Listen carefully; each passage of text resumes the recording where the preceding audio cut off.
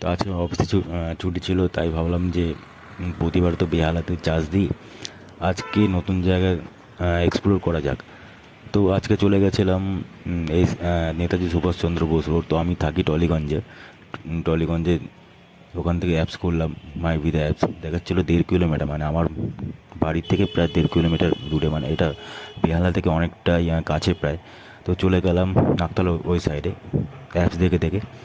তো গেলাম ঠিক অ্যাপ শুরু হওয়ার আগে, মানে 1 কিলোমিটার আগে দিয়ে আমার কিন্তু ম্যাপ দেখানো বন্ধ হয়ে গেছে। তো দেখাচ্ছে আশেপাশে স্টেশন আছে, কিন্তু তারপর আমি একে তাকে জিজ্ঞাসা করলাম লোকজনদের, কেউ দেখি বলতে পারছে না। তারপর স্কুটিটাকে অন করে আরও 1 কিলোমিটার সামনের দিকে গেলাম। যাওয়ার পরে ক্যাফে কফি ডে আছে, তার পাশে আছে রায়পুর ইলেকট্রিক।